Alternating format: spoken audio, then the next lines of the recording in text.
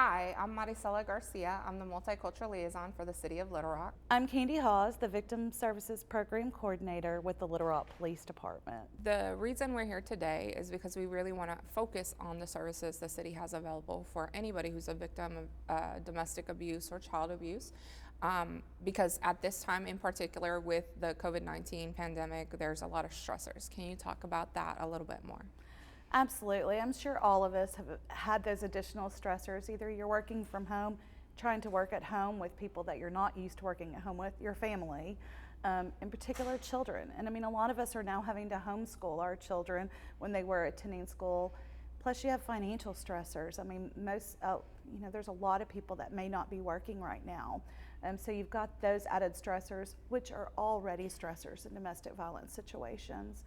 So, there are resources that we can assist with. Some of those may be help with bills, referrals for food, particularly children who normally attend school. The city set up a wonderful program for any children 18 and under to receive meals every day. So there are things that people may not be familiar with that we want to let them know about.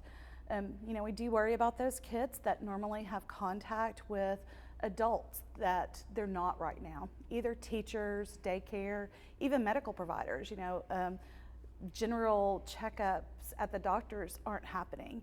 So not only for our domestic violence victims, but perhaps their children as well. So we really want to be sure and let them know that there is safety planning that's available for those victims, but those children too. We want them to be safe, and we want them to have safe places in their homes as well. What are some red flags that someone who is not sure they're in a domestic violence situation that they might be aware of now? Some red flags you might notice for someone who's in a domestic violence situation is that maybe they're being controlled by their abuser. Perhaps right now, while they're sheltering in place, they're not allowed to move freely throughout their home. Perhaps they're limiting their contact with other family, friends, coworkers. These are all things that you might want to ask a friend or family member who's experiencing those type of things if they feel like they're safe and if they need to call for help. With May being Mental Health Awareness Month, another thing that Victim Services is able to do is provide referrals for counseling. And that's something we would like to, not only for adults, but for children as well.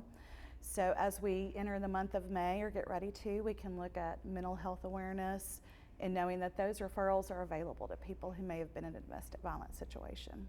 So I think that's important as we put this message out there. We want everyone to know that they can call 911 if they're in immediate danger, but also they can call your office. So what's your phone number, Candy? Our number is 501-918-HELP, H-E-L-P. That's 918-4357. So please, if you need help, call the city, call the police, and we're here for you.